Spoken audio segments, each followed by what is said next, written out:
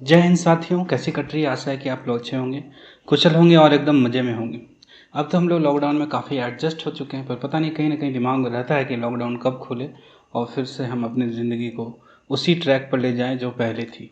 खैर, तो नेहा मैम ने इस सीरीज़ की शुरुआत की थी, पर आज मैं इसको देख रहा हूँ और आशा है कि आपकी आशाओं पर मैं खरा उतरूँ और आपसे अच्छी अच्छी जानकारी साझा करूँ जो आपके एग्ज़ाम पॉइंट ऑफ व्यू से बहुत ही इम्पॉर्टेंट है, महत्वपूर्ण है। यदि चैनल पर नए आए हैं तो फटाफट सब्सक्राइब बटन का दबा दें और उसके बगल में एक घंटे की तस्वीर आपको दिखेगी जिसको दबाकर आप ऑल नोटिफिकेशंस कर दीजिए, ताकि जब भी हम लोग कोई नया वीडियो इस चैनल पर डालें तो सबसे पहले आपको वो नोटिफिकेशन मोबाइल पर मिल जाए। और जिन्होंने सब्सक्राइब पहले से कर रखा है तो एक बार चेक कर लें कि आपने जो घंटे का बटन दबाया है या नहीं दबाया, वो देख लें और एक बार देख लीजिए कि ऑल नोटिफिकेशन पर सेलेक्ट है कि नहीं। कुछ लोगों को शिकायत है कि हमारे अपडेट्स हैं उनको नहीं मिल रहे। तो चलिए बढ़ते हैं आज के करंट अफेयर्स के पहले सवाल की तरफ। तो आपका सवाल पहला स्क्रीन पर यह रहा। गोल्डन बर्ड विंग निम्नलिखित में से किस प्रजाति का नाम है? पहला है किंगफिशर, भारतीय मोर, तितली और गौरैया।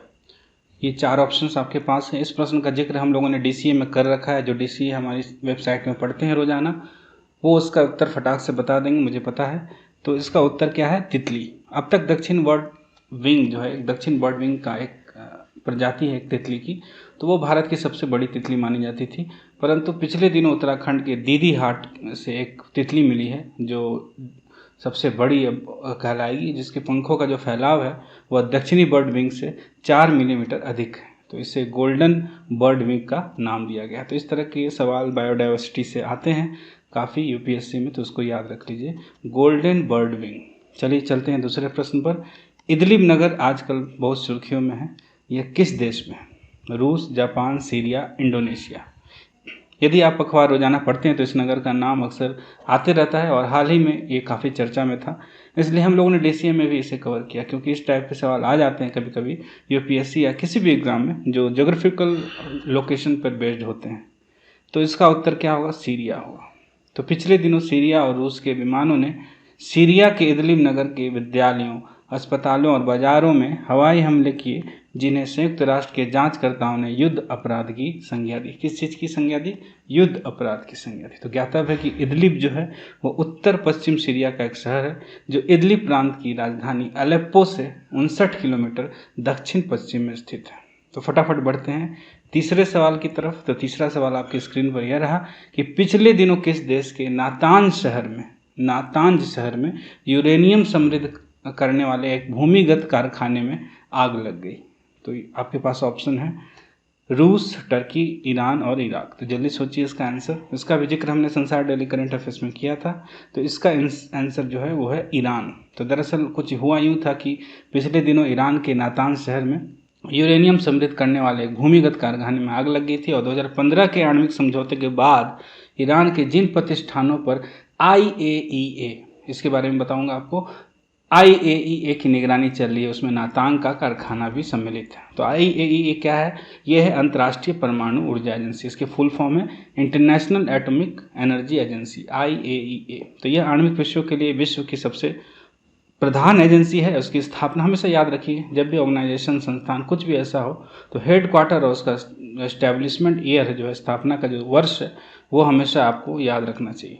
तो इसकी स्थापना 1957 में संयुक्त राष्ट्र के एक अवयव के रूप में परमाणु के शांतिपूर्ण प्रयोग पर बल देने के लिए इसकी स्थापना की गई थी। तो इसका उद्देश्य क्या है? तो इसका उद्देश्य परमाणु तकनीकों के सुरक्षित, निरापद मतलब सिक्योर्ड एवं शांतिपूर्ण उपयोग को बढ़ावा देना। यह एजेंसी परमाणु के सैनिक उपयोग पर भी रोक लगाती है और IAEA जो है ये संयुक्त राष्ट्र महासभा और सुरक्षा परिषद के प्रति उत्तरदायी होती है। तो उसका मुख्यालय कहाँ है? सवाल उठता है ऑस्ट्रिया के वियना शहर में। ऑस्ट्रेलिया नहीं, याद रखिएगा, ऑस्ट्रिया के वियना शहर में।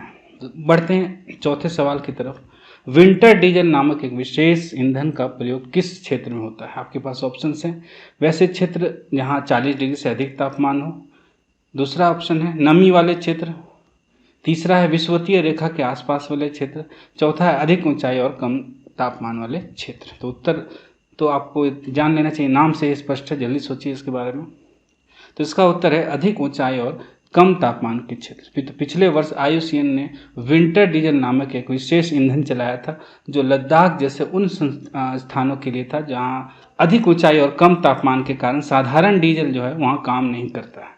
तो इस ईंधन का जो पोर पॉइंट है POUR pour point -33 degree Celsius है और भीषण ठंड में भी इसकी जो तरलता है, जो इसकी लिक्विडिटी है, बनी रहती है। तो इस ईंधन की केटन रेटिंग, याद रखिएगा, केटन रेटिंग अधिक होती है जिस कारण डीजल की जलने की गति अच्छी होती है। साथ ही इसमें गंधक की मात्रा भी कम होने से यह इंजन में इतना जमा नहीं हो पाता है। तो अगले सवाल का रुख करते हैं। किस शहर को जरदोजी कला के लिए GI टैग प्राप्त है? भौगोलिक संकेतक, GI को क्या कहते हैं? जियोग्राफिकल इंडिकेटर, भौगोलिक संकेत। इसका ऑप्शन आपके पास है हैदराबाद, लखनऊ, जोधपुर और कलकत्ता। तो जरदोजी जो आप जानते हो कि वह कला है जिसमें सोने के कॉइल और मनकों को सुई धागों की सहायता से कपड़े में टाँका जाता है। तो 2013 में लखनऊ की जरदोजी को भौगोलिक संकेतक GI टैग पंजीकरण मिला था। यह कला पुराने भोपाल शहर में भी फेमस है, मगर यहाँ पर बात हो रही है लखनऊ की, तो उसको GI टैग मिला था। तो उसका आंसर है लखनऊ। अगला प्रश्न है आपको, राष्ट्रीय एटलस संगठन और थीमेटिक मानचित्रण संगठन NATMO का मुख्यालय किस शहर में? फिर से वही सवाल आ जाता है, जब भी संगठन, जब भी कोई संस्थान, ऑर्गेनाइजेशन, जब भी आप पढ़ो तो उसका मुख्यालय और इस जो एस्टेब्लिशमेंट ईयर हमेशा याद रखो। तो फिर से वही सवाल आ जाता है कि NATMO का मुख्यालय किस शहर में है? यह चर्चा में भी था, तो जरूर आएगा आपको एग्जाम में। दिल्ली, भोपाल, इंदौर, कोलकाता। तो इसका आंसर क्या है? कोलकाता। तो राष्ट्रीय एटलस संगठन एवं थीमेटिक मानचित्रण जो क्यों न्यूज़ में था, तो पिछले दिनों कोविड-19 डैशबोर्ड का उसने 4था संस्करण प्रकाशित किया था। तो विदित हो कि इस संगठन की स्थापना कब हुई थी? 1956 में हुई थी। और इसका जो स्थापना किया था वो कौन थे? वो थे प्रोफेसर SP चटर्जी। इनका भी नाम याद रखिएगा। तो SP चटर्जी ने इसकी स्थापना की थी। और संगठन का वर्ष क्या है? 1956। तो वर्तमान में यह भारत सरकार के विज्ञान एवं प्रौद्योगिकी विभाग, ये भी याद रखिएगा, कभी कभी विभाग पर भी क्वेश्चन आ जाता है कि कौन से विभाग से संबंधित है। तो विज्ञान एवं प्रौद्योगिकी विभाग के प्रशासनिक नियंत्रण में है और इसका मुख्य कार्य जो है देश के लिए एटलस बनाना है। नेक्स्ट सवाल जो है वो WHO से संबंधित है। WHO को सर्वाधिक आर्थिक योगदान देने वाला देश कौन सा है?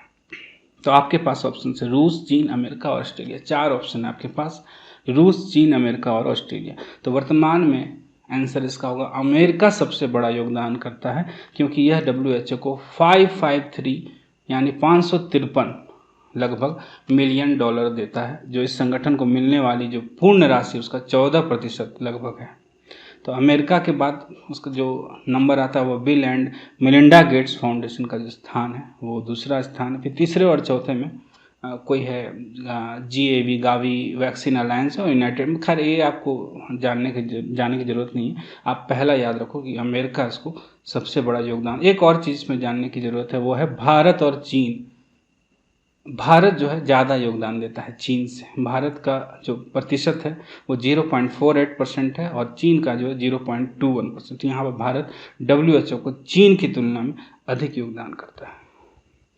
सारे डिटेल आपको PDF में दे दूंगा टेलीग्राम पे। यदि आपने टेलीग्राम चैनल ज्वाइन नहीं किया है तो इस वीडियो के डिस्क्रिप्शन में जाके फटाफट ऐप डाउनलोड कर लीजिए। यदि आप टेलीग्राम ऐप डाउनलोड नहीं किए हैं तो पहले टेलीग्राम ऐप डाउनलोड किए, फिर इस यहाँ पर आइए और हमारे डिस्क्रिप्शन लिंक में मैंने एक लिंक दे रखा है, उसको क्लिक कीजिए और फिर आप ज्वाइन कीजिए हमारे चैनल को। तो वहाँ सारा आपको डिटेल आंसर के साथ आपको वहाँ पर मिल जाएगा डाउनलोड करने के लिए।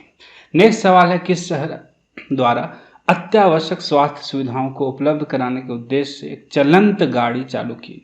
आपके पास ऑप्शन है अहमदाबाद, नई दिल्ली, मुंबई और तेलंगाना। तो इसको भी हमने प्रीलिम्स विशेष में जो संसार डिशे के हम लास्ट में देते हैं वहाँ हम लोग मेंशन किए थे, याद कीजिए। तो इसका आंसर है अहमदाबाद। तो अहमदाबाद नगर के लिए घर घर तक अत्यावश्यक स्वास्थ्य सुविधाओं को उपलब्ध कराने के उद्देश्य से एक चलंत गाड़ी चालू की गई थी, जिसके अंदर एक आयुष चिकित्सक होते हैं, परा चिकित्सक होते हैं, परिचारिका होती हैं। तो उनके साथ नगर स्वास्थ्य केंद्र का एक स्थानीय चिकित्सा अधिकारी भी रहता है। मगर ये कोविड-19 से बिल्कुल संबंधित नहीं है। ये इमरजेंसी वाले जो रोग होते हैं, जैसे हार्ट अटैक हो गया किसी को या कुछ भी हुआ, तो उसके लिए यह सुविधा अहमदाबाद में शुरू की गई है।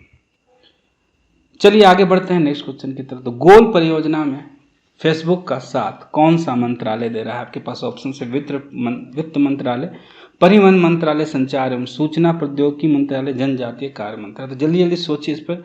तो हमने एक अलग से इस पर तो वीडियो ही बना रखा है, आपने नहीं देखा है तो डिस्क्रिप्शन लिंक में वो भी दे देता हूँ, आपको जाके देखिए, बहुत डिटेल में अच्छा वीडियो है। आपको हमेशा कहता रहता हूँ कि आप हमारा जो कोई भी अपडेट मिस मत करो, नहीं तो बाद में दिक्कत हो जाएगी। हम यहाँ यथासंभव कोशिश करते हैं कि आपको अपडेटेड रखें, एटलीस्ट छोटी छोटी जो इन्फॉर्मेशन है जो बार बार न्यूज़ में आ रही है तो उसको हमेशा हम लोग डाल देते हैं, डालना सही समझते हैं, क्योंकि जब बार बार कोई चीज़ आने लगता है तो वो एग्ज़ाम में आना ही आना है। तो इसका आंसर क्या है? जनजातीय कार्य मंत्रालय। तो जनजातीय कार्य मंत्रालय जो ने फेसबुक के साथ भागीदारी करते हुए गोल नामक एक कार्यक्रम शुरू किया, जिसका उद्देश्य डिजिटल पद्धति से आदिवासी युवाओं को मंत्रणा देना है। तो गोल का जो फुल फॉर्म है वो गोइंग ऑनलाइन एज लीडर्स है। तो इसका कार्यक्रम जो है वो 5000 युवा आदिवासी उद्यमियों, पेशेवरों, शिल्पियों और कलाकारों को विशेषज्ञों से जो है वो डिजिटल कौशल का प्रशिक्षण उनको मिलेगा। अब इसमें एक ध्यान देने वाली बात है कि जो प्रशिक्षण प्राप्त करेंगे, माने जो आदिवासी हैं युवा जो हैं वो जो प्राप्त करेंगे उनको मेंटिस कहेंगे, और जो देने वाले हैं, जो विशेषज्ञ हैं, जो ज्ञान देंगे उनको मेंटर्स कहा जाएगा। तो इसको भी याद रखिए, मेंटिस और मेंटर्स। तो आज का लास्ट सवाल है स्टॉप हेट फॉर प्रॉफिट को लेकर। तो स्टॉप हेट फॉर प्रॉफिट क्या है? तो शब्द आजकल बहुत ही सुर्खियों में है, ये किससे संबंधित है? पहला ऑप्शन आपके पास है सोशल मीडिया के खिलाफ एक आंदोलन है। दूसरा ऑप्शन आपके पास है स्टॉक एक्सचेंज में होने वाली कोई हेराफेरी है। ट्रम्प के विरुद्ध चलाया जा रहा कोई आंदोलन है, या वीजा को लेकर कोई विरोध है, ऐसा कुछ है। तो आप सोचिए, मैं जानबूझकर ऐसा आपको ऑप्शन सजा कर देता हूं जिससे आप कंफ्यूज हो जाओ, और वो यही तरीका भी है कि सवाल पूछने का, क्योंकि यूपीएससी आपके साथ कोई भी रहम नहीं बरतती है, तो मैं क्यों बरतूं आपके साथ, है कि नहीं? आप जानते भी होंगे कि आप कंफ्यूज हो जाओगे कि ऑप्शन ए है, बी है, सी है, डी है। ऐसा मैं पैनिक क्रिएट करना चाहता हूँ आपके अंदर, ताकि आप जो है एग्ज़ाम के समय इसी तरह का पैनिक जो आप अभी क्रिएट हो रहा है वहाँ पर आपको सारा कुछ एग्ज़ाम हॉल में ईजी लगे। तो यही मेरा प्रयास रहता है कि ऑप्शन को आपको लेकर कंफ्यूज कर दूँ। तो इसका आंसर है, एक तो डीसीए में, फिर से मैं बता रहा हूँ, डीसीए में दिया है, यदि आप रेगुलर रीडर हैं तो आप जानते होंगे। तो ये सोशल मीडिया के खिलाफ आंदोलन से संबंधित है। तो एक बार एक्सप्लेनेशन देख लेते हैं इसका। हाल ही में रंग भेद के विरोध में चल रहे आंदोलनों के मध्य फेसबुक और इंस्टाग्राम के बहिष्कार और इसे विज्ञापन न देने की आवाज़ अमेरिका से उठी है, और अब भारत को छोड़कर पूरी दुनिया पर इसका प्रभाव देखा जा रहा है। इस अभियान को अमेरिका के अनेक मानवाधिकार संगठनों ने सम्मिलित तौर पर प्रारंभ किया है, और इसे स्टॉप हेट फॉर प्रॉफिट का नाम दिया गया है। इसके अंतर्गत फेसबुक पर अपने विज्ञापन चलाने वाली कंपनियों से आग्रह किया गया कि इस सोशल मीडिया प्लेटफॉर्म पर जुलाई के महीने में विज्ञापन ना दें और इसे बहिष्कार करें। तो यह है आज का सवाल। 10 सवाल आपसे पूछा गया। तो लेता हूँ आपसे विदा। बताइए आपको वीडियो कितना अच्छा लगा और आपका स्कोर कितना हुआ ये भी बताइए, आउट ऑफ 10 कमेंट लिखकर बताइए। वीडियो अच्छा लगता है तो लाइक दबाने में कोई भी कंजूसी न करें, क्योंकि एक एक वीडियो के पीछे हमारी घंटों की मेहनत छुपी रहती है, और हम ऐसा मटेरियल आपको प्रोवाइड करते हैं जो दूसरे चैनल जो है वो पेड कोर्स करके वो बेच रहे हैं।